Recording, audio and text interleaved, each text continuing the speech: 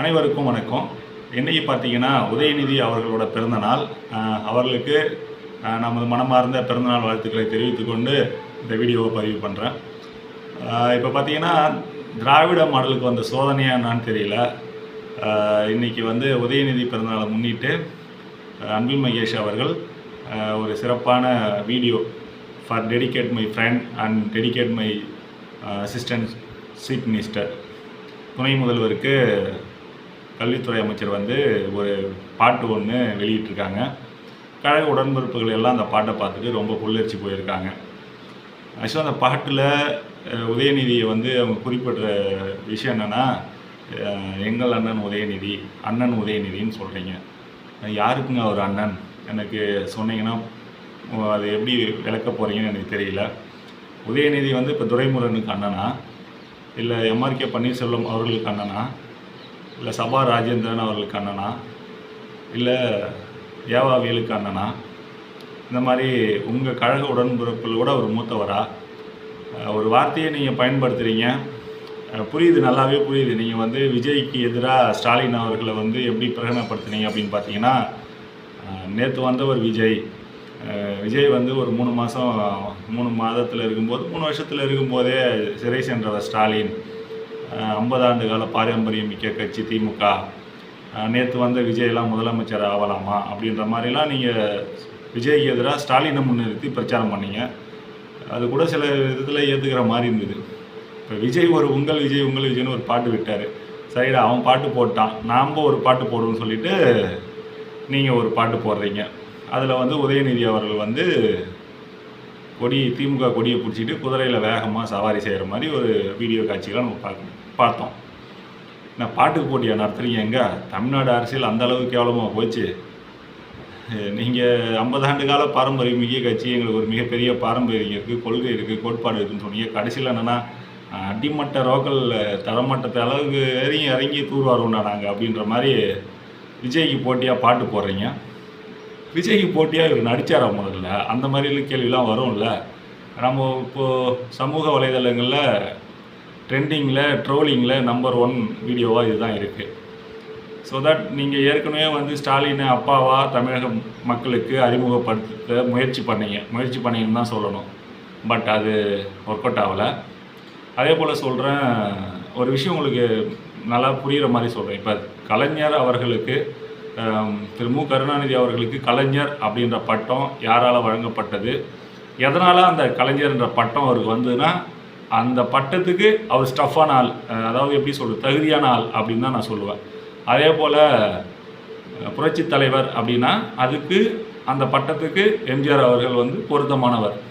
அவரோட கொடை வள்ளல் பண்பாக இருக்கட்டும், பொதுவாக தமிழ்நாட்டு மக்களை நேசித்து தான் இருக்கட்டும், இந்த மாதிரி அதை தொடர்ந்து வந்த செல்வி ஜெயலலிதா அம்மா அவர்களுக்கு, செல்வி ஜெயலலிதான்னு சொன்னாலே ஆட்டோமேட்டிக்காக அம்மான்னு வந்துட்டு பாருங்க.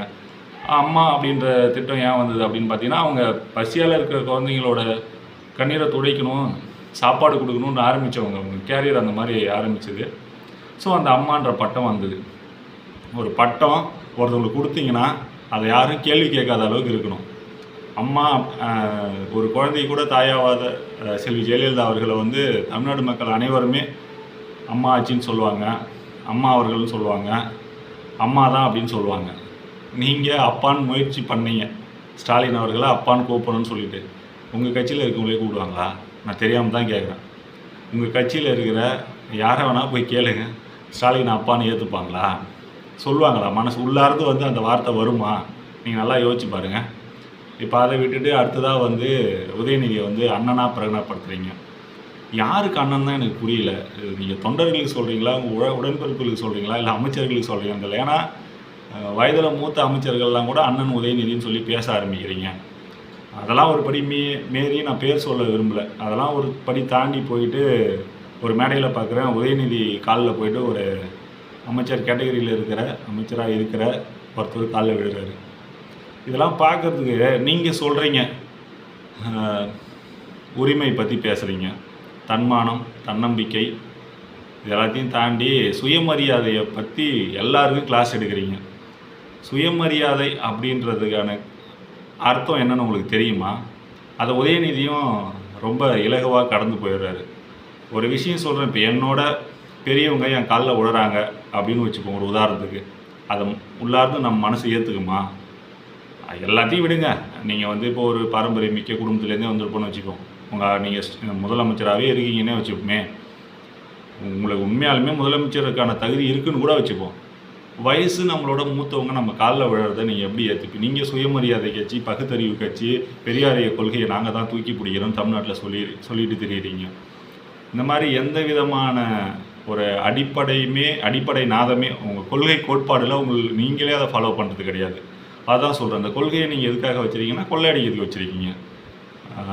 அண்ணா வகுத்த கொள்கை, அதுக்கு முன்னாடி பெரியார் வந்து மெருகேற்றிய கொள்கை, அண்ணாவுக்கு அப்புறமா கலைஞர் உருவாக்கிய கொள்கை, இது எல்லாத்தையுமே போட்டு குழி தோண்டி புதைச்சிட்டு உதயநிதி காலில் விழுற அளவுக்கு தரங்கெட்டு போயிருக்கு அப்படின்னு தான் நான் சொல்லுவேன். நீங்கள் என்ன சொல்ல வரீங்க? விஜய தற்குறின்னு சொன்னீங்கன்னா இந்த மாதிரி விஷயத்தில் நாங்கள் என்ன சொல்கிறது? சரி, விஜய தற்குறின்னு சொன்னீங்க. விஜய் கூட்டம் வந்து தற்குறி கூட்டம், அவங்க அரசியல் படுத்தப்படாத ஒரு ரசிகர்கள் அப்படின்ற மாதிரிலாம் கடுமையான விமர்சனங்கள் செஞ்சீங்க. நான் என்ன கேட்குறேன் அப்படின்னா, நீங்கள் மிகப்பெரிய பாரம்பரியத்துலேருந்து வந்திருக்கீங்கன்னு வச்சுக்கோங்க. ஒரு மிகப்பெரிய வரலாறு இருக்குது, திராவிடத்துக்குன்னு ஒரு வரலாறு இருக்குதுன்னு சொல்கிறீங்க. நீங்கள் அதெல்லாம் கரெக்டாக ஃபாலோ பண்ணுறீங்களா? உதயநிதி காலில் விழுற அளவுக்கு தான் உங்களோட நிர்வாகத்திறன் இருக்குது அப்படின்னாக்கா, நீங்கள் சனாதன கொள்கையை தூக்கி பிடிக்கிற மாதிரி தானே இருக்குது. இதில் எங்கே இருக்குது சுயமரியாதை? இந்த இயக்கம் கட்டி காத்த அந்த கொள்கை கோட்பாடெல்லாம் எங்கே போச்சு? அதெல்லாம் நீங்கள் படிச்சுட்டு போகிறீங்க அப்படின்னா உங்களுக்கு எப்படி மனம் உவந்து தன்னோட சின்ன பையன் காலில் விழணும் அப்படின்னு தோணுச்சு? பதவிக்காக நீங்கள் எதையும் செய்ய தயார் அப்படின்னா உங்களை எப்படி மக்கள் நம்புவாங்க? எப்படி மக்கள் ஆகிய நாங்கள் உங்களுக்கு ஓட்டு போடுறது? இந்த மாதிரி நிறைய கேள்விகள் இருக்குது. அதே போல் குறிப்பிட்டு சொல்ல போனாக்கா, விஜய் உங்களை அட்டாக் பண்ணுறது அதில் மாற்றுக்கிறது கிடையாது. நீங்கள் விஜயை திரும்ப விமர்சனம் பண்ணணும் அப்படின்னாக்கா உங்களுக்கு நிறைய லிங்க், எப்படி சொல்கிறது, நிறைய வாய்ப்பு இருக்குது. விஜயை ட்ரோல் பண்ணுறதுக்கு அவரே நிறைய வாய்ப்புகளை கொடுக்குறாரு. அதை பற்றிலாம் பேசாமல் அவருக்கு நிகராக நானும் போய் ஒரு சாங் ரிலீஸ் பண்ணுறேன் அப்படின்னு சொல்லிட்டு ஒரு சாங் ரிலீஸ் பண்ணுறீங்க.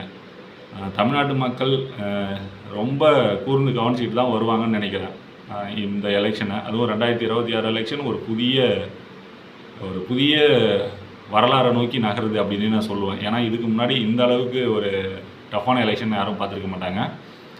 எனவே உதயநிதிக்கு மீண்டும் எனது சார்பாக இனிய பிறந்தநாள் வாழ்த்துக்களை தெரிவித்துக்கொண்டு இந்த வீடியோவை முடிக்கிறேன். நன்றி, வணக்கம்.